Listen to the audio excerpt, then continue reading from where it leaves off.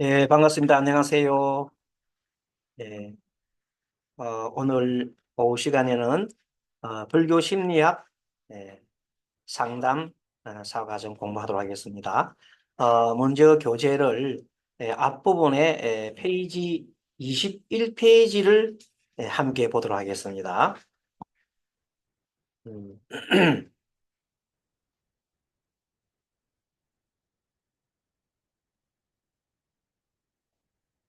21페이지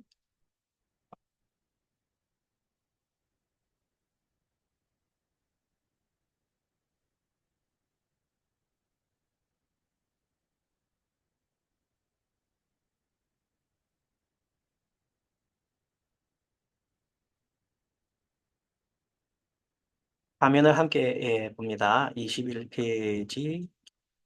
음, 아, 여러분 보이죠? 예, 기억과 판단력. 자, 21페이지부터 보겠습니다. 이 지금 현재 여기 교재에 나오는 내용들은, 어, 세계에 있는 각 심리 관련된 그 석학들이, 자기 나름대로의, 어, 어떤 이 연구를 해가지고 그것을, 예, 모두 데이터를 해가지고, 이렇게 실현한 거기 때문에 매우 과학적인 내용들입니다. 그래서 기억과 판단력에 대한 과학적인 내용을 우리가 한번 어떤 것이 있는가를 살펴봅니다. 기억은 두루뭉술하게 기억하면은 빠른 판단을 낼 수 있다. 기억을 잘할 수 있다. 이 말입니다. 토론토 대학교의 브레이크 리차드 연구진이 밝힌 내용입니다. 비슷한 사건을 축적해가지고 패턴화하거나 법칙화해서 자연스럽게 우선순위를 정해준다는 것입니다. 뇌는 세세하게 기억을 못해도 그런 느낌이었지 하며 두루뭉술하게 수상화를 할 수 있습니다. 이때 사고가 더 효율하게 된다는 겁니다. 예를 들어가지고 예전에 제가 음, 그 파레소 폭포라는 게 경상남도에 양산에 가면은 파레소 폭포란 큰 폭포는 아니지만 좀 작은 아담한 폭포가 하나 있어요. 그런데 그 파레소 폭포만 생각하면 내 입가에 미소가 싹 올라가요. 기억이 좋은 게 그러니까 느낌. 파레소 폭포하면 나도 모르는 사이에 입가에 미소가 싹 올라가서 아주 그 재미나는 그런 기억을 내가 떠올립니다. 그렇게 기억을 하고 나면 그때부터 그때 뭐가 있었지 하면 세세하게 그 기억이 쭉 일어납니다. 한번 얘기해 볼게요. 기억을 되살립니다. 내가 직장 생활할 때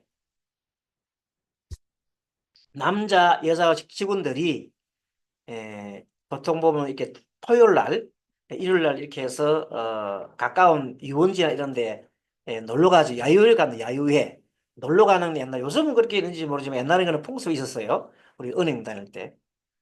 근데 그날 갔는데 마침 이제 겨울철이라 겨울철인데 폭포가 이렇게 내려오는데 중간에 얼음이 좀 있고 그 폭포가 있으니까 얼음이 많이 안 얼었어요. 그런데 앞에 우리 그 당시에 그 차장님이 이제 앞에 앞장서 가시는데 그 차장님이 축구 선수였어요.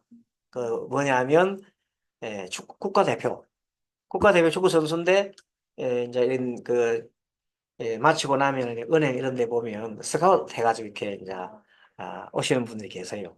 마치 우리 지점에 차장님 오셨는데 마침 그날 앞장서 가지고 이제 간단 말이지. 그러다 보니까 아주 파란 이렇게 물이 있으니 겨울철이지만 좋잖아요. 올라갈 때 막 더웠겠지요. 그랬더니 음, 또 축구 선수였고 또 자기 몸도 자랑하고 싶고 해가지고 갑자기 우통을 탁 벗어 이렇게 겨울철인데. 근데 겨울철 우통을 탁 벗으니까 다른 여직원들은 하고 저 손을 가라 이렇게. 그 사이 여러 개 사이 가는데 사이 이렇게 보는 거예요. 이렇게 전부 다 똑같이 이렇게 딱 보는 거야. 이렇게 하면서 이렇게 딱 보고 있는 거라. 그러니까 그 모습이 내가 보기에 너무 우습잖아요. 그러니까 참 웃고 있는데 풍덩하고 이제 들어가시는 거야. 근데 마침 옷이 옷이 뭐냐면, 팬티가, 상하 팬티 그게 아니고, 사각 팬티가 헐렁헐렁한 거 있잖아요. 그걸 탁 들어가니까 중간사이 그게 쏙 빠져나오잖아.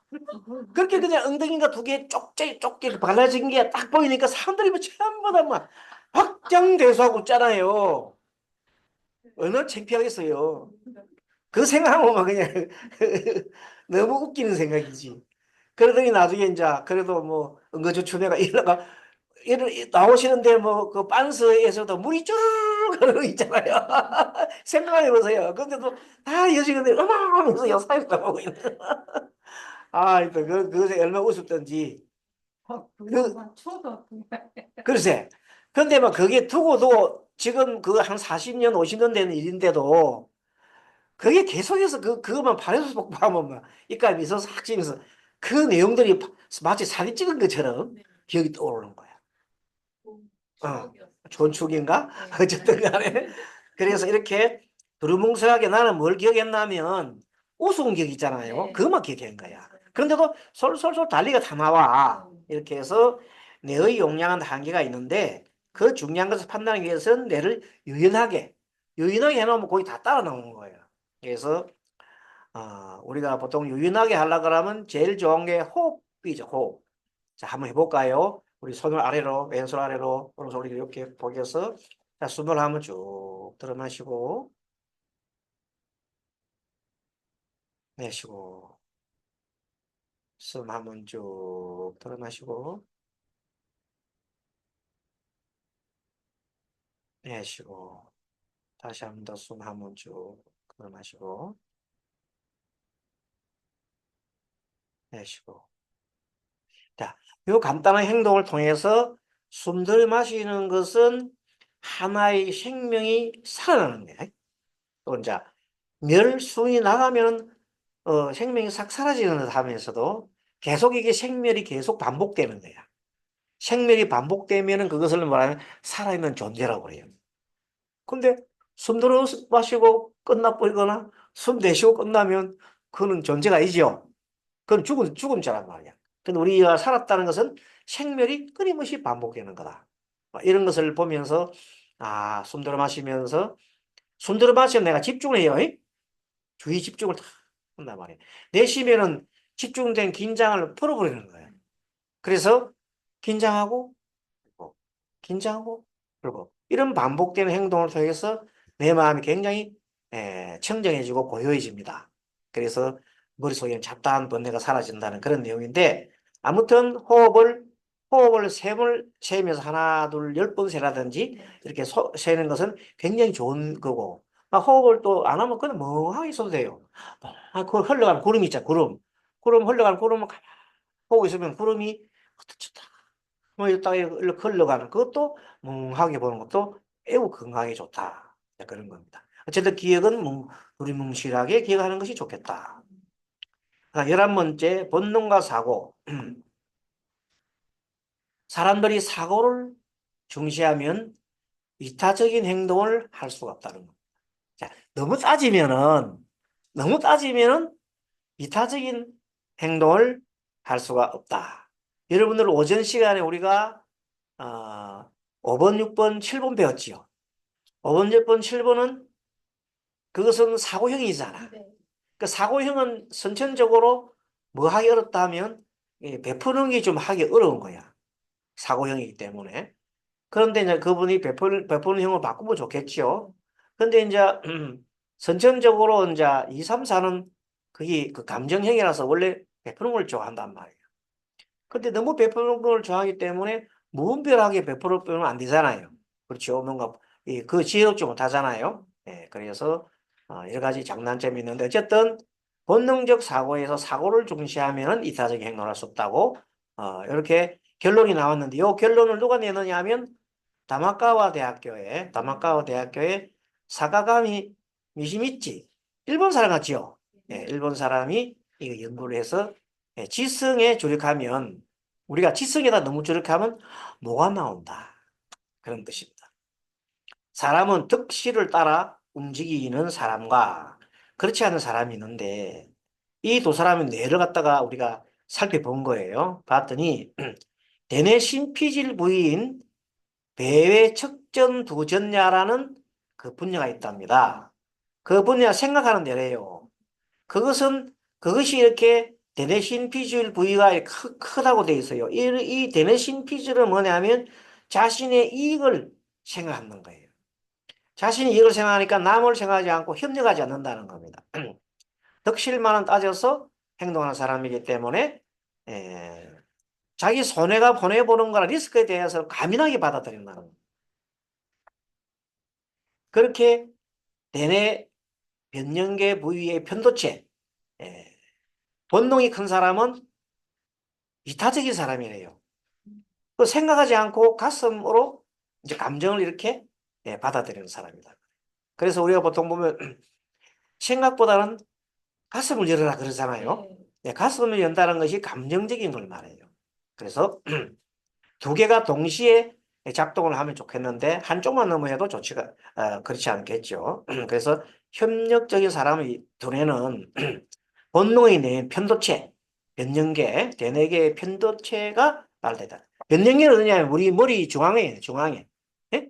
중앙에. 그 머리 안속에, 머리 속에, 속 안에 있고 이 껍데기, 머리 껍질에 있는 것이 대뇌 피질이 발달했다. 그런데 자네 운해 하잖아요. 그죠? 왼쪽 자네가 발달하면 이성적인 뇌, 우쪽이 발달하면 운해라면 감정적인 것이 발달됐다고 얘기를 합니다. 덕실은 사고를 뜻하고 이탈은 본능을 뜻하기 때문에 두 가지가 균형이 감각적으로 딱 잡힌 것을 인생의 선택지로 넓혀준다. 자, 여러분들 너무 감정이 발달해 가지고 있잖아요. 자기는 못 살면서 자기 집안에 못 살아요. 근데 다 퍼져버리고 자기 먹을 것도 없이 다 퍼주면 되나 안 되나? 물론 되긴 되겠는데 그것도 또 자기도 자기가 또 살아야 되잖아. 너무 지나치게 그렇게 하는 것도 그게 말하는 이 균형이 안 잡혔어요. 그러면은 감정이 본능이라고요? 감정은 본능에 가깝고 감정은 나는 본능, 사고는 생각이 가깝단 말이야. 그 인정을 베푸는 것은 감정적인 것에 가깝습니다. 자, 그렇게 참고를 하면 되고요. 뭐 이렇게 해서 우리가 이제 그 정도로 보고 이번 시간에 배운 내용들은 뭐냐면 감정과 어, 이성에 대한 내용을 한번 봤고 3장 조금만 들어갔다가 3장의 12번만 읽어보겠습니다. 12번. 3장의 12번 다음 페이지 제목이 부정성 편향이에요. 자, 우리 불안하면 우리 생각나는 거 있죠. 무슨 뇌? 혼내. 사고뇌. 음. 그렇죠? 사고뇌. 아까 번호로 치면은 5, 6, 7. 네. 거기에 대한 사람들은 항상 미래에 대한 불안이 많지요. 미래에 대한 불안이 많으니까 걱정이 많단 말이야. 그런 사람들한테는 부정적인 뉴스를 많이 보면 되나 안 되나? 자, 그래서 이제 우리가 지금 팁을 드리면은 사람들 의식 중에서 어 5번, 6번, 7번이 발달한 그런 사람들이 우리가 말하는 한쪽 치우쳤잖아요. 그런 사람들이 사고형인데 그런 사람들이 또 이런 밤에 유튜브 보고 뭐 이런 뭐 뉴스 보기를 하지 말라는 겁니다. 좀 적게 보세요. 아니면 보지 마세요. 이렇게 뭐 할 때 상담을 온 사람이 많이 뭔다면 지금 정신적인 어떤 불안한 상태나 우울증이나 안 좋은 상태 있잖아요. 그래 많이 있는 사람인데 봤더니 우리가 보니 그 성격 유형에 5번, 6번, 7번이더라 이 말이야. 그런 사람한테는 권고하기를 밤에 뭘 보지 마라. 뉴스를 당분간 한 달간 보지 마라. 2달간 보지 마라. 이렇게 내리면 좋겠어요. 알겠죠? 그래서 사람은 긍정적인 뉴스보다 부정적인 뉴스에 더 의식을 한다. 왜? 부정적인 사람이 굉장히 부정적인 불안을 하기 때문에 부정적인 것에 굉장히 관심이 많아요. 부정적인 정보에 주의가 집중되고 내가 활성화하게 되기 때문이다. 사람은 매사에 부정적인 것을 먼저 받아들인다. 긍정적인과 부정적인 두 개를 딱 나누면요. 부정적부터 먼저 받아들일 거예요. 왜? 불안하니까. 예. 미래를 가까이 하면 어떻게 됩니까? 긍정지대요, 부정지대요. 미래를 가까이 하게 되면 특히 정치적인 이유들을 보고 되면 사람들이 우울해져요. 그래서 기분이 좋지 않기 때문에 가급적이면 일주일에 한 번 보든지 한 달에 한 번 보든지 그러고 잘 안 보면 좋겠어요. 저도 가끔 가다가 보는데 그거 보고 나면 별 재미가 없어요. 그래서 그 정도로 우리가 부정적 편향이 강하다. 이유는 불안 때문이었어요. 예, 그러면 다음 시간에는 13번부터 들어가기로 하고 저도 그걸 적어놓을게요. 13번 적어놓고 오늘 공부를 하는 거죠. 본 공부는 오늘 페이지가 91페이지죠. 예, 91페이지에 교재 진도 나가겠습니다. 음, 또 화면 공유해서 자, 화면 공유를 다시 하겠습니다. 91페이지 보겠습니다.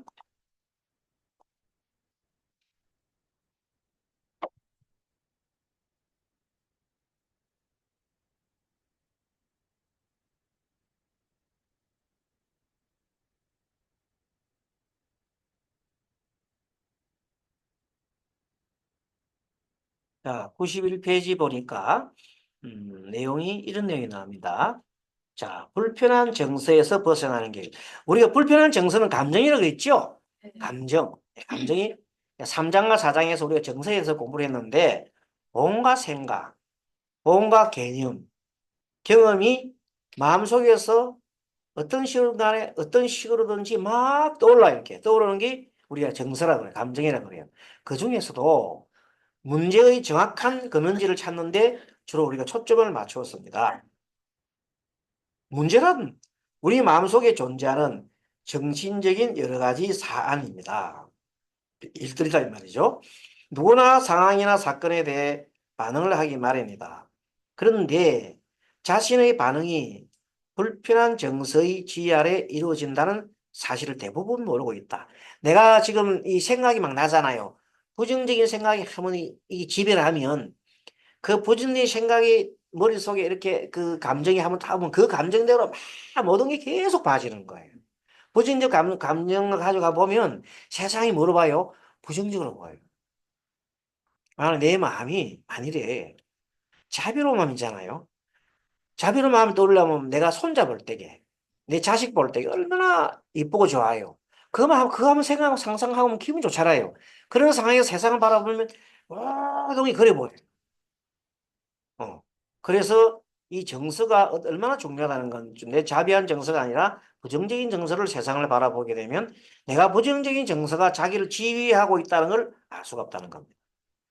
그래서 가로나 케이턴이라는 사람이 얘기를 했는데 이분이 이제 심리학자 겸 명상 전문학자예요.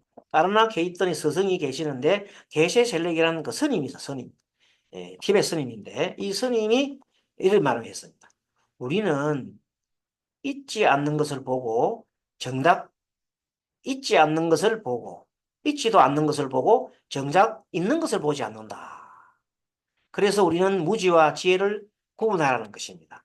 그래서 뭐냐 보면 저기 바깥에 존재하는 것과 내 머릿속에 존재하는 것을 우리가 잘 구분을 못합니다. 머릿속에만 존재하는 게 있고 바깥 세계가 있는데 현실이 이렇게 어떻게 구성하는지 이해하면은 불편한 정서가 일어날 때 더 잘 대응할 수 있습니다. 내가 일단 어떤 과거를 생각하겠어요. 누구를 보면서 남편의 행동을 보면서 남편이 하는 행동을 봤단 말이야. 그럼 과거에 내한테 아주 못된 행동을 한 게 그게 먼저 탁 떠올라. 그럼 그게 머릿속에 확 집어오른 바람에 조금 전에 남편이 하는 행동이 그럼 남편은 그럼 자기 그냥 한 거야. 습관대로 했는데 그게 너무 싫은 감정이 확 떠올라가지고 나도 모르는 사이에 그 감정에 휘말려가지고 바로 뭘 해보 액션을 취해가지고 왜 당신은 그래 하면서 팍또 얘기를 한단 말이야. 그러면 그 남편은 가만히 있다가 여자가 하는 행동이 딱 보잖아요. 그 순간에 자기도 옛날 그 감정이 탁 떠올라가지고 이 여자는 버떡 하고 내보고 뭐라 하구나 해가지고 왜 너는 요새 보면 나를 갖다가 이렇게 공격을 하는 거야. 요새 너 뭐 마음이 바뀌었어? 뭐 이렇게 하면서 막 싸우게 되는 거야. 그게 뭐 때문에 그래 됩니까?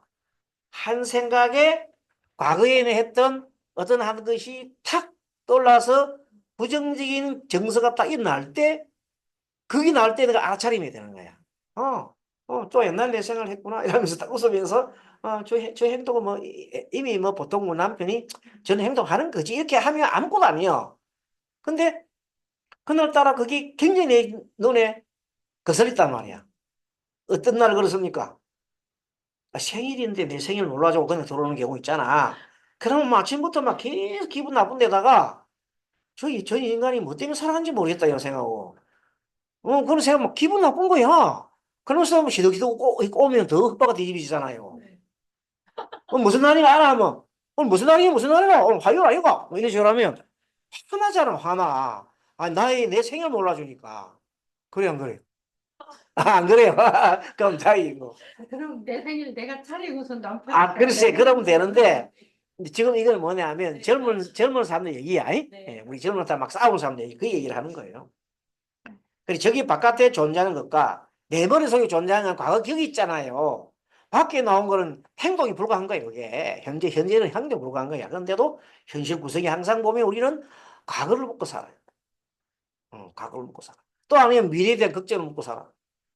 과거와 미래를 묻고 사는 사람이니까 뭐가 많다? 걱정이 많다. 그래서 현재 우리는 제대로 판단을 잘 못한다는 뜻입니다. 그래서 현실이 어떻게 구성되어 있는지는 항상 우리 마음속에 뭐가 들어서요? 항상 일어나는 게 과거나 미래에 대한 불안 그런 것들이 일어나서 부정적인 정서가 많이 우리가 일어나기 쉽다는 것만 알고 있으면 됐습니다. 알겠죠? 무엇보다도 거의 70%가 부정적인 정서가 일어난단 말이야. 30% 정도는 뭐 좋은 정서 일어나겠지. 그러나 만약에 그분이 공부를 많이 한 사람 같고 이제 이렇게 좋은 일을 많이 하면은 늘 그 긍정적인 정서가 많이 일어나잖아요. 그런 사람은 신나게 살겠지요. 뭐 세상이 싱글벙글벙글하고 맨날 막 그냥 벙글벙글할 겁니다. 그 차이다. 불교에서는 무지는 실제 존재하는 대로 보지 못하는 것이 무지다. 자, 아까 말한 그 얘기를 하면은 남편을 볼 때 현재 남편 모습을 그대로 봐야 되는데 과거에 있었던 남편의 잘못된 걸 가지고 그 감정을 정서를 보는 거는 무지인 거예요. 왜? 이미 과거는 지금 존재하지 않아요. 그럼에도 불구하고 우리는 늘 과거에 살고 있거든요. 그래서 늘 뭐가 일어납니까? 버러버리 일어난다는 겁니다. 그래서 과거에 존재하지 않는 걸 보지 말고 현재 있는 그대로 봐라. 그것을 그러면 내가 과거에 내가 이런 생각을 이렇게 했구나 것도 알아차림하고 현재에 있는 것도 알아차림하고 두 개를 알아차림하는 것을 보고 뭐라고 그래요? 그것을 과거에 있는 것을 알아차리는 것을 내 내면으로 들어가는 거예요. 어? 네. 그리고 현재에 있는 거는 바로 앞에 눈앞에 앞에 있는 거예요. 외부에 있는 그쵸? 외부에 있는 건 현재란 말이에요. 현재 있는 거하고 과거에 있는 거하고 구분을 못하면 안 된다는 겁니다. 두 개를 마음속과 마음 그렇지 마음속과 밖에 현재 마음 밖에 있는 걸 구분해 가야 그게 이제 알아차림을 제대로 되는 것이고 그것이 바로 지혜로운 사람이라는 겁니다. 그게 외부와 안팎을 잘 구분하는 사람이 지혜롭다. 지혜로움은 우리가 겪는 모든 문제의 궁극적인 부대책이다. 바라는 대로 무엇이든지 할 수 있다는 마음가짐을 갖는 것은 얼마나 자유로운 것인가. 마음의 성질을 바꾸는 것은 가능합니다. 그것은 열린 자세, 호기심, 용기를 가지고 있으면 어떻게도 바뀔 수 있어요. 많이 바뀔 수 있어요. 근데 딱 이렇게 해가지고, 이렇게 해가지고, 너 얼마나 잘하는가 보자 하고, 이렇게 딱 갔으면, 요런 자세. 용이 뭐냐면 나는 넌 아니야. 딱 이 보잖아. 이렇게 보는 거는 뭐냐면 상대와 대화할 자세가 없는 거예요. 딱 그냥 나는 내대로만 하는 거예요. 불편한 정서를 해결하는 길은 사물의 존재 방식을 바르게 이야기하는 데 있다. 그러므로 사건과 사물, 감정과 생각은 보이는 것만 구체적인 실존으로 하지 않는다. 그게 이제 내 감정이나 이 생각들이 일어날 때 보면 보이는 것이 아니고 과거에 마음속에 있는 것도 막 나타난다는 겁니다. 그거를 무슨 차림해라? 알아차림이야. 그 내적인 것을 알아차릴 줄 알아야 되는 거다. 물론 외적인 걸 알아차려야 되겠지. 두 개를 동시에 알아차림하면 지혜가 생긴다. 그래서 사물과 사건, 감정과 생각은 단지 자신의 머릿속에서 세워지고 거기에 의존해 유지된다는 것을 이해하면은 불필요한 정서의 지배력이 훨씬 줄어들게 된다. 그 모든 것들이 뭐냐면 자기 마음속에 일어나는 그 정서에 정서나 생각이 지배를 받는다는 뜻입니다. 그렇게 마음속에 있는 생각이 뭔지, 마음속에 있는 감정이 뭔지, 마음속에 있는 정서가 뭔지를 알아차림해라는 겁니다. 안 그러면 그것한테 내가 휘둘려요. 그 감정과 그 다음에 생각과 정서가 주인이 돼가지고 내가 하인이 돼버는 거예요. 그래서 그것들이 우리 객이 돼야 되거든요. 그것이 손님이 되고 객이 돼야 되는데 내가 주체가 돼야 되는데 내가 객이 되고 그 사람들이 거기 주체가 돼가 막 내가 이렇게 끌려다니면 큰일 난다. 7번 현실이라는 건축물의 비계 세우기. 비계라는 것은 어떤 이런 원칙 같은 걸 세우는 거 말이에요. 불교 심리학의 관점에서 보면 현실에 대한 우리의 기본 인식은 많이 왜곡되어 있습니다. 한번 보겠습니다. 자, 왜곡되어 있는 사건이 주로 어떤 거냐? 원래는 변하는 사물인데도 불구하고 영원할 것이라고 보는 거예요. 잠깐 하면서도 자기는 뭐 영원할 것처럼 생각하는 게 있잖아요. 나는 아이고, 난 한참 남았어. 언제 죽을지도 모르는데 나는 한참 남았어. 이렇게 생각하면서 자기는 엄청 많이 사는 것처럼 한 200년, 300년 사는 것처럼 생각한다는 겁니다. 수없이 많은 부분으로 되어 있으면서도 단일한 것을 생각하는 거라. 모든 것이 우리가 아까 저기 그 차 한 잔 줬잖아요. 이거 차 한 잔 주고 내가 마시기까지 이 차 속에 얼마나 많은 분들이 녹아 다니는지 모릅니다. 근데 그냥 우리는 그거 모르고 단순히 마시는데 사실은 알고 보면 감사할 일은 많거든요. 마시면서 감사합니다, 감사합니다 먹어야 되는 거야. 그렇죠? 그런 마음을 가진 것이 우리는 되는데 보통은 너무 단순하다.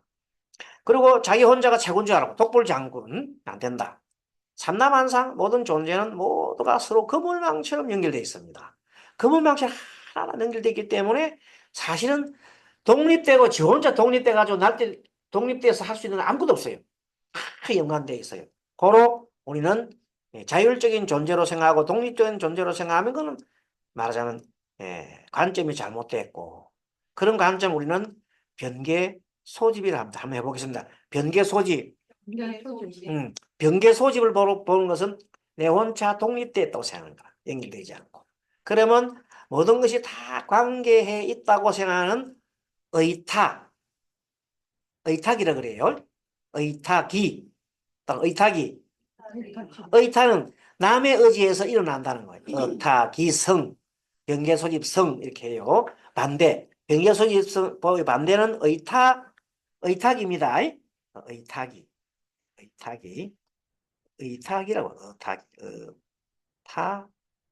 의탁이성이라고 돼요. 그런 성질을 말해요. 반대다. 자, 네 번째는 어떤 거냐면 과거의 경험과 믿음을 통해서 믿음을 통째로 현재 얹어놓고 지금 이 순간에 펼쳐지는 진실을 외면하는 거. 그러니까 뭐냐면 현재 누가 왔어요. 와가지고 뭐 왔냐면 자기는 이제 잘해보자고 과거에 과거를 잘못된 걸 갖다가 사과하고 왔는데 내가 딱 보니까 옛날에 그 나쁜 놈이 왔거든.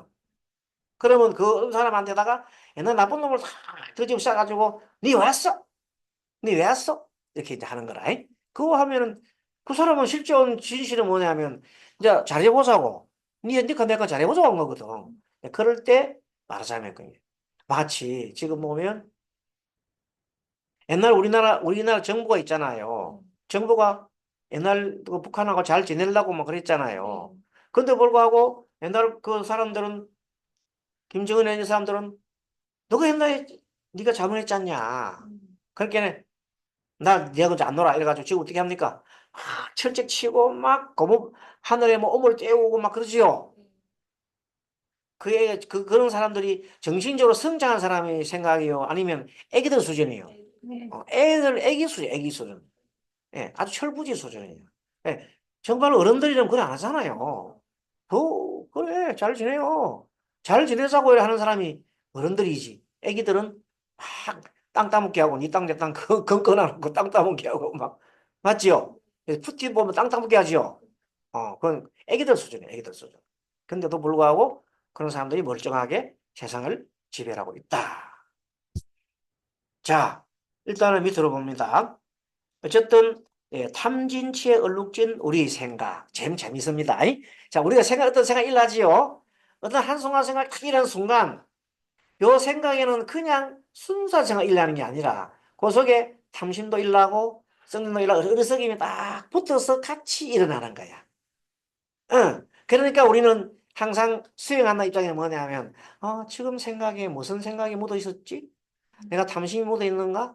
아니면은 썩냄이 좀 묻어 있는 건가? 아니면 어리석이 묻어 있는가를 늘 이렇게 눈을 뜨고 쳐다보는 거야. 그게 수행이야. 그래서 그렇게 중요하게 얘기하는 게 뭐냐면 자꾸 알짜리 말하는 거야. 왜? 내가 말하는 말과 내가 말하는 행동과 내가 말하는 생각에 자꾸만 탐진치가 더덕더덕 묻어 일어난다는 거야. 그렇죠? 그래서 음, 어떤 사람이 밥을 먹는데 젓가락질 하잖아요. 그럼 젓가락질 할 때 보통 보면 사람들은 자기 생각하고 배가 돼 있고 보면 남을 생각 안 하고 내만 막 먹어요. 그렇죠? 근데 어머니 어떻게 합니까? 어머니 막 먹어요? 아니면 애가 먹는 걸 보고 있어요? 어머니는 항상 보면 우리 애가 뭘 먹는지 다 살피잖아요. 네. 우리 남편이 뭐가 먹는지 보잖아요. 근데 주로 남자들은 보면 그 생각 잘 안 하잖아요. 자기는 왜 아까 아저씨 바쁘다고 그랬잖아요. 어머니? 그래, 그게 뭐냐면 자기 생각만 하는 거예요. 나도 좀 그런 편이지만 먹을 때 되면 막 내가 먹는단 말이야. 빨리 먹는데 생선 달라지고 그래 저한테. 그래. 대단하네. 어쨌든 그 훌륭한 사람이다. 그런 비슷 그런 아주 최고다 최고. 아무도 생선까지 발라주니까 그 더 할 나위 없네. 그건 뭐 그건 남을 생각 안 하는 사람이에요. 어쨌든 간에 해주고 찌개도 김치찌개 김치도 해주고 아이고 대단하시네. 어쨌든 어쨌든 안 했어요. 그래요. 그 훌륭한 그 거사님이시네. 그러면 남성이 여성화 되니까. 그래요. 알았어. 어쨌든 그 생각해 볼 일이네. 아무튼 어쨌든 인간이 순수하고 깨끗한 마음을 지니고 태어난 것 같지만 어린아 같은 마음이 아직 굳어 있다. 푸틴 같은 사람들 보면 어린이 같은 마음이다. 어린아이 시기에 경험한 것은 인식을 더욱 뿌옇하게 만든다. 어릴 때 있잖아요. 어른들한테 꾸중 많이 들은 사람들 그런 사람들은 굉장하게 고집이 세요. 꾸중을 많이 들었잖아. 그러면 막 하면 자기대로 하고 싶은데 꾸중 자꾸 들어보면 나중에 크면서 나는 내대로 할 거야 하고 막 그렇게 잘하는 거예요. 나중에는. 예. 너무 지능 눌리면 자기 기운을 못 피지만 그것도 열등의식도 있잖아요. 사실은요. 뭐의 반대다? 나의 자아의식이 강한 사람이 열등의식이 많이 생기는 거. 원래 다른 사람 앞에서 막 귀몸패잖아요. 그런 사람 속으로 더 자기가 엄청난 자기 자존심이 강한 사람이에요. 거꾸로 행동할 뿐이에요. 그런 보면 돼요. 그래서 탐진치에 얼룩되어 흐려진 날씨처럼 어둑한 상태인데 어린 시절에 이 점을 알아차리지 못합니다. 어린 아이가 할머니가 이제 자기가 뭐냐면 서울에 사는데 가끔 가다가 할머니 집에 놀러 와요. 근데 이제 방학 지나고 난 다음에 할머니가 애를 데리고 집에 데려줍니다. 서울에. 근데 애가 할머니하고 놀다가 한참 애들하고 엄청 그 동네 애들하고 열심히 놀았어요. 그래가지고 할머니가 이렇게 하는 거. 너 놀다가 9시 되면 주차장에 시외버스 터미널 와. 알았어 할머니 갈게 해놓고 지금 놀다가 그냥 놓쳐버렸어. 그 할머니 기다리다가 안 오니까 혼자 가버렸어. 그 다음에 그 할머니가 그 애를 볼 때마다 뭐냐면 매일 굴밤 주는 거라. 너는 시간 제대로 지켜. 너 시간 제대로 지켜. 그렇게 자랐거든요. 자랐는데 그다음부터는 이 사람은 그 옛날 어릴 때 할머니한테 굴밤 맞고 그런 생각을 잊어버렸다. 네. 잊어버리고 어떤 생각을 했다면 철두철미하게 시간을 갖다 지키는데 약속 시간보다 1시간 전에 나타나는 사람이야 항상. 약속을 하면은 애인하고 약속하잖아요. 1시간 전에 나타나. 그럼 계속 있는 거라. 그래 애인 나가지고 아니 왜 너는 왜 1시간 전에 나타나 하면 그래 내 마음이 편해. 트라우마지요. 근데 왜 그런 트라우마 생긴지 자기 모르는 까먹고 옛날 거 모르는 거예요. 그 얘기입니다. 이런 식으로 과거에 대한 그런 경험이 나에 대한 성격을 좌우시킨단 말입니다. 깊이 있게. 그래서 그런 것도 우리 지민 아래에 무슨 말이겠죠? 예, 지민 아래 잠재의식 속에 숨어 있게 된다. 우리의 생각은 탐진치에 얼룩져 흐린 날씨처럼 어둑한 상태이다. 어린 시절에는 이 점을 우리가 몰라요. 그러나 우리가 하는 생각이 우리라고 믿는다. 그럼 우리가 하는 생각이 우리라고 생각하는 거예요. 그래서 우리는 늘 생각이 현실 속에서 정확하게 반영한다고 믿지만은 이런 관점은 살아가면서 사실은 얻는 교훈과 우리를 둘러싼 세상 탓에 점점 굳어간다. 뭔 말이냐면 우리가 생각이고 생각이 내다는 생각하는 거예요. 생각이 내가 아니잖아요. 생각은 그릇된 생각할 수 있어요. 왜? 탐진치가 얼룩진. 과거에 내가 그 사람은 1시간짜리 나타날 이유는 없잖아요. 그런데도 1시간 전에 나타나야 된다고 자기서 딱 굳어진 거야. 사람은 약속을 하면 1시간 전에 가야 돼. 이런 식으로 딱 굳어지는 거라. 그럼 1시간 전에 안 오고 늦게 온 사람은 이해를 못 하는 거예요. 좀 늦을 수 있잖아요. 그럼 저는 왜 저렇게 올 때마다 늦죠? 왕금만 해도 사실 감사해야 될 거 아닙니까? 근데도 늦다고 계속 그걸 생각하는 거야. 결벽적으로. 알겠어요? 네, 그런 식으로 자기 생각이 옳다는 것에 대해서 상대에서 이해를 못하는 그게 빠지게 되면 그렇단 말이에요.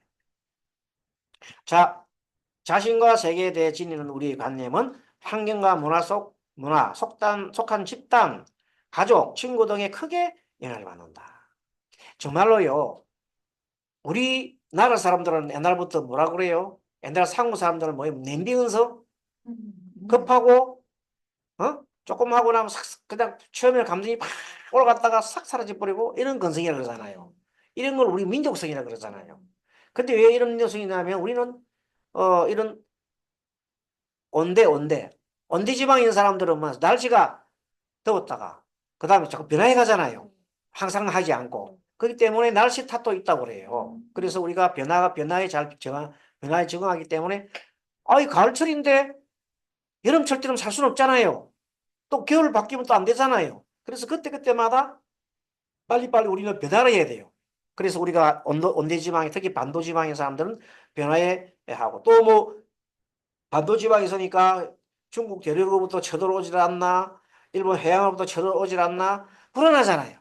그런 특색이 있기 때문에 우리 민족 정서는 그런 것도 급한 정서가 남아있기도 하다. 그걸 우리가 알 수 있습니다. 또 그러다가도 하고 사람들이 뭉치면 또 잘 뭉치잖아요. 어?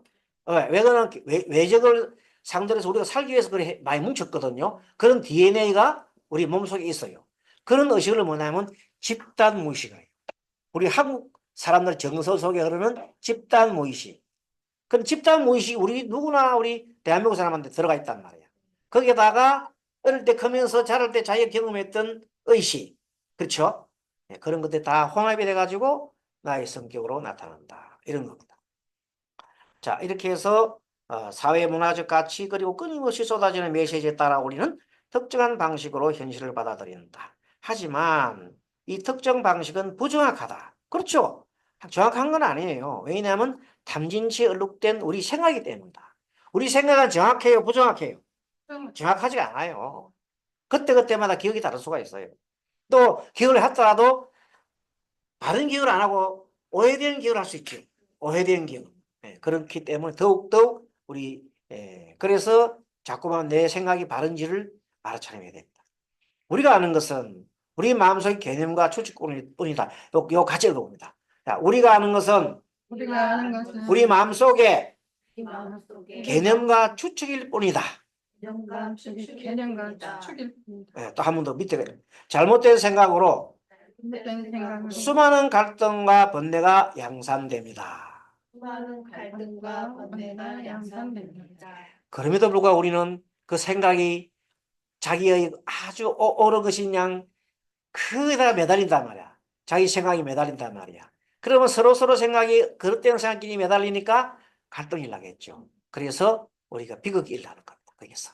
자, 만약 이렇게 되지 않으려면 숱한 추측과 과정 속에서 진실을 파악해내고 자신이 아는 것을 의심할 줄 알아야 됩니다. 내가 바른 생각을 했는지? 내 생각이 과연 진리에 부합한가? 아니면 사실과 부합한가? 하고 사실 매 순간 경험하는 엄청난 깊이. 엄청난 예, 이자인데 리자로 깊이인데 엄청난 깊이요. 깊이와 수많은 점수가 변수와 조건을 우리가 적용을 해봐야 됩니다. 그래서 이 숱한 요소와 티끌만큼이라도 파악할 수 있다면은 우리는 효과적으로 행동과 타인에게 온정을 베풀 수 있다. 참 중요한 겁니다. 그러니까 어떻게 하자는 겁니까? 우리는 이 숱한 티끌을 갖다가 티끌 하나라도 파악해보자는 겁니다. 그렇게 하면서 우리는 효과적으로 훨씬 효과적으로 행동하고 타인에게 베풀 수 있다. 그럼 무슨 차림하자는 겁니까? 자, 바깥도 알아차림하고 안에도 알아차림하고. 우리가 현실을 보는 것은 마음속에 투사된 것을 볼 뿐이다. 그래서 호흡할 때 있잖아요. 숨 들어 마실 때는 바깥에서 들어오잖아. 그럼 바깥에서 의식을 하면 좋겠죠. 내쉴 때는 내 마음속에 생각이 있잖아요. 이 생각을 쭉 하면서 내봐요. 그러면 내쉬는 호흡에는 내 안을 들여다보고 바깥에 숨 들어 마실 때는 바깥에 있는 것을 들어 마시면서 생각한다면 안팎이 다 알잖아요. 그럼 어떻게 돼? 지혜가 나오잖아요. 그렇게 나오는 것을 숨 쉬고 들어 마시는 우리가 수식이야, 수식. 자, 숨 쉬고 들어 마시고 수식이라 수식. 수를 셈하는 거. 수는 숫자고요. 식은 호흡이에요. 수를 셈하고 들어 마시고 내쉬고 하면서 수식을 하면서 우리가 의식을 이렇게 깨우치는 겁니다. 그래서 그것을 수의라고 했어요. 수의. 지킬 숫자, 의자는 뜻의자, 마음의자. 마음을 지킨다. 나가는 마음과 들어오는 마음. 들어오는 마음과 나가는 마음. 들어오는 마음은 외부적인 거죠. 외부 대상. 나가는 마음은 뭐예요? 내부적인 마음. 내 안속에 있었던 어떤 그런 마음들을 들고 나가고 하는 것을 수의. 지키는 거죠. 그래서 이렇게 숨 쉬고 나가는 숨과 들어오는 사람을 숨 쉬는 것에서 우리가 중국말로 안은 뭐냐면 들어 마시는 안이라 그래요. 아나. 그거 말로는 인도 말로는 파나는 내쉬는 거예요. 그렇게 반은 내쉬는 거, 안은 들어 마시는 거. 인도 말은 아나파나, 따로 아나파나. 아나는 들어 마시는 거, 파나는 내쉬는 겁니다. 그걸 중국 한문으로 바꾸면 안반이요. 안반, 반. 이제 잘하시네요. 수의경. 그래서 안반수의경이라는 책이 있어요. 부처님 가르침이에요. 안반수의경. 알겠죠? 안반수의경이 뭐냐면 바깥으로 내가 들어오는 것을 마시면서 현재 알아차림하고 내 마음속에 있는 걸 알아차림하는 것은 반이에요. 호흡이 나가면서 내 마음속에 있는 마음을 알아차림한단 말이에요. 정서와 그런 알아차림. 그게 아나파나를 동시에 해서 그게 수의 한다는 말이 뭐냐면 내가 나를 지키는 거예요. 마음을 지키는 거예요. 다른 말로 말하면 알아차림하는 거예요. 우리 순서 말하는 출입식 알아차림. 들숨 날숨 알아차림. 맞아요. 들숨 날숨 알아차림. 그것이 안반수의. 경자 붙이면 경. 들숨 날숨 알아차리는 경. 그러면 안반수의 그런 경이 있어요. 자, 오늘 여기까지 말씀드리고 우리가 현실을 보는 것은 마음속에 투사한 것을 볼 뿐이다. 현실을 보는 것은요. 내가 바라보잖아요.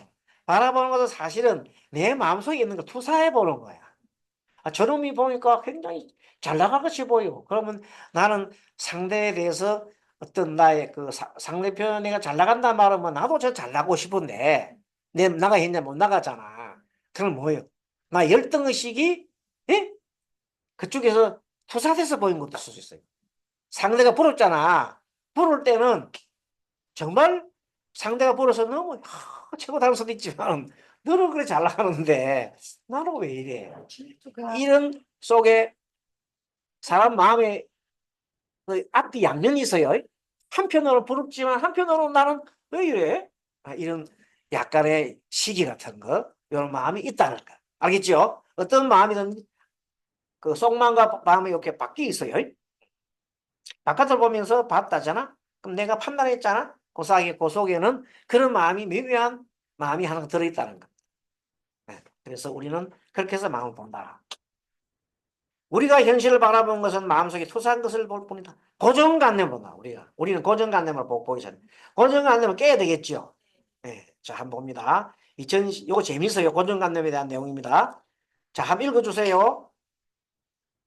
지난 1월 워싱턴 DC 지하철 앞에 아침 출근을 시간에서 바이올린을 연주하는 사람이 있었는데 그를 연주하는 사람이 거의 없었다.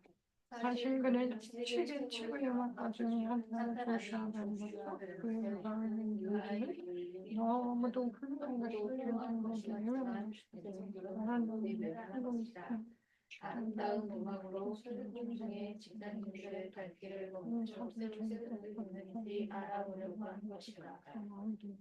아무런 사전 정보 없어도 사람들이 세계적인 예술가를 알아볼 수 있을까? 그러나 아무도 눈여겨보지 않았던 것이다. 진실은 우리가 현실이 아니라 마음속에 투사한 것을 본다는 것이다. 바로 이겁니다. 지금 이제 그분은 조슈아 벨로로서 세계적인 바이올린을 키는 사람이고 훌륭한 사람이에요. 그래서 멋진 음악을 출근길에 막 혼자 하고 있었어요. 그래 아무도 안 쳐다보는 거야. 못 알아보는 거야. 왜? 그냥 밖에서 혼자 하는가 보다 이렇게 하고 있는 거라. 그런데 그래서 우리 생각이 뭐냐면 세계적인 그런 훌륭한 사람이 저런 데 와가지고 길가 와가지고 저렇게 할 리가 있겠느냐. 이런 우리 생각을 가지고 다 있었다는. 그게 뭐냐면 우리 마음속 투사라는 거예요. 알겠죠? 고정관념. 네. 마음속 투사 뭐라고? 고정관념. 요걸 우리가 알 수 있는 겁니다. 이건 뭐냐면 누구나 다 그렇다는 겁니다. 뭐 일부 사람은 그런 게 아니라 다 그렇다는 겁니다. 누구나 고정관념이 있는데 그 러시아 속에서 막 하고 있으니까 아무도 이 저 세계적인 훌륭한 음악가가 왜 저기서 하겠냐 이겁니다. 그렇죠? 음, 아침 출근길에 그렇죠. 시간이 있는 날 어디서 촉박하대. 그래, 그것도 우리의 뭡니까? 하나의 고정관념입니다. 그제? 자, 그래서 왜냐하면 정상급 음악가라면 러시아어에 푼돈 좀 벌겠다고 지하철에서 연주하지 않을 거야. 라는 생각이 반영한 것이다. 즉, 지하철에서 연주하는 사람들은 진짜 무대에 서지 못하는 아마추어라고 생각한 것이다. 그렇죠? 그런데 세계도 음, 그렇잖아요. 이 정토사 환경이랑 이 글로 쓰다가 해놨는데 이게 뭔 소린가 하면 우리 스님 절에 올라오면 주차할 데도 없고 길이 좁아요. 응? 그럼 이제 이렇게 올라오는 사람마다 저는 아유 한 분은 오겠는데 두 분은 못 오겠는데 이러면서 그것도 스님 앞에서 얘기하고 갑니다. 오셔가지고 한 분은 오겠는데 두 분은 못 오겠는데 하고 간단 말이야. 근데 그런 분들이 마음속에 투사를 한다면은 절은 크고 판단해야 되지. 이렇게 자그마한 절에 있는 스님이 뭘 안다면 얼마나 알고 공부를 해서 얼마나 알까 하는 그 생각이 고정관념이 있다는 겁니다. 그렇게 했죠. 그래서 그래 가고 나면 한 번, 두 번 다시 안 온단 말이야. 그럼에도 불구하고 나는 뭐를 생각하니까 나는 법정스님이야. 법정스님. 법정스님 생각하면 나는 부자야. 그 스님은 진짜 아무것도 없잖아. 나는 그거 비하면 절도 있고 뭐 부처님도 있고 다 있는데 예, 그런 생각하고 있는데 어찌 보면 씁쓸하기도 한데 그런 내용들이 이걸 보면서 내가 내 자신을 위안하는 거야. 스님 위안하는 거다. 그 정도서 항해라고 적어놔 봤어요. 생각이 나가지고 그날 지하철의 대다수 사람들은 그 연주를 기준으로 그를 평가하지 않은 따랐다. 귀가 있어도 듣지 않았을 것이다. 재밌나요? 하나만 더 읽어보면서 드라마 속 인물 이제 앞에는 보고요. 바로 지금 눈앞에 사물을 있는 그대로 보지 못하는 이유에 대해서 제가 설명하는 겁니다. 바로 지금 앞에 있는 거. 자, 자기 안에 드라마에 사로잡혀 있는 게 맞습니다. 조금 전에 그 얘기가 뭐냐면 자기 마음속에 어떤 드라마를 썼습니까? 세계적으로 유명한 사람이 푼돈 몇 푼 받으려고 이 바쁜 속에 저렇게 해서 치지는 않을 거야. 조금 전에 그런 걸 자기 스스로의 대화를 쓴 거야. 그 대화 속에 스스로 만족하면서 생각을 굳히고 있는 거야. 그것은 무슨 관념? 고정관념. 예. 사람들은 단순하게 판단 단순하게 이름표를 붙이면은 그 사람은 너무 고집이 세. 저 여자 고지식해 등등 우리가 딱지 붙이잖아요. 그 말이 이제 우리가 생각 붙인 이름표가 문제라는 겁니다. 사람들에게 딱 정해진 말로 이름표를 붙이고 그들이 일정한 방식으로 행동하기를 기대하는 순간 우리는 마음속에 그러한 마음을 우리가 소설을 써버리지요. 네, 그것이 피할 수 없는 함정에 빠집니다. 우리는 어머니가 항상 자유롭게만 바랍니다. 왜냐하면 어머니는 항상 자유로운 마음으로 우리를 대했기 때문입니다. 만일 어느 날 어머니가 냉정하게 비난을 던진다면 어떻게 할까요? 아마 분노와 충격에 쌓일지도 몰라요. 모릅니다. 사람들은 자신의 이야기가 진짜 현실인 듯 행동하고 어머니가 실제 어떤 사람인지 이해하지 못하고 받아들이지 못합니다. 어머니도 사람일 뿐입니다. 인간이 어머니도 화낼 수 있고 어머니도 기쁘면 울고 기쁘면 웃고 슬프면 울고 그런 사람이에요. 항상 자유로운 사람은 아니에요. 근데 우리 아이들의 머릿속에 듣냐면 어머니 하면 만능 선수야. 우리 어머니 모든 걸 해결해 줄 거야. 슈퍼우먼을 생각하는 거야. 되게 아이들 같아 이 말이야. 아니 어머니 생각하면 집에 아이들 있지만 엄마가 생각하면 모든 걸 다 해줄 줄 알아. 다 해줄 거라고 생각하는 거야. 근데 나중에 엄마한테 부탁해서 엄마 이거 이놈 새끼 그게 뭐 지금 니 다 큰 니가 알아서 해야지 이렇게 하니까 막 속으로 그냥 분노가 일어나. 알겠죠? 네, 그렇다는 겁니다. 자, 아마 모든 분노와 충격이 살지 모른다. 사람들은 자신의 이야기가 진짜 현실인 듯 행동하고 어머니가 실제 어떤 사람인지 이해하지 못한다. 자애로운 어머니라고 스스로가 전체주의를 만들어버렸어. 자기 머릿속에서 뭐를 만들었냐면 소설을 써버렸어. 근데 어머니가 자유롭지 못할 수 있어요. 힘들 수 있어요. 어머니도. 다른 사람을 정해진 역할로 나누어 틀에 집어넣고서 고정불변으로 존재를 대하는 것을 전체주의라 그래요. 그때 우리는 사실 전체주의를 많이 하고 살아요. 전체주의는 모든 것은 변화한다는 점에서 무지하여서 온갖 외적인 것을 보지 못하는 것이다. 역시 예를 들어서 이런 겁니다. 결혼 딱 하기 전에는 당신 내 얼마나 사랑해? 하며 따막한 사랑해. 정말? 절대 안 변할 거지? 그런데 결혼 딱 하고 나니까 남편이 싹 변했어요. 이젠 내 거야. 그러면 야, 니 그랬지 않냐? 니 옛날에 결혼하기 전에 내한테 이렇게 모든 걸 잘해준다 그랬지 않냐? 걔네. 잡은 고기 보고 뭐 할 수 있노? 뭐 이렇게 슬슬 응어설쩍 넘어가는 거야. 작은 고기에 밥을 줘요. 그러니까 뭐 화가 나잖아. 이런데 사실 그게 사실이거든요. 잡은 고기 뭐예요? 그래? 잡은 고기에 떡밥 안 준다. 그 말이구나. 잡은 고기에 떡밥 안 주는 거야. 이렇게. 나도 듣긴 들었는데 까먹었네. 그게 이렇게 화가 나잖아. 떡밥 받고 나는 떡밥 좀 먹어야 되는데. 그런데 사실은 그런 일이 많아요. 또 남자도 마찬가지야. 여자가 항상 뭐 그냥 잘해주다가, 이상하다. 남자 보기를 막 이상하게 보고 그러잖아요. 그런 경험 많아요, 사실은. 누구나. 그래서 뭐 자기만의 소설이 있단 말이야. 상대에 대한 소설. 전체주의 하는 거지. 근데 사실 전체주의는 현실을 부정하는 것이라 그랬어요. 그거 항상 변할 수 있는 거예요. 그것이 무슨 원리? 무상의 원리예요.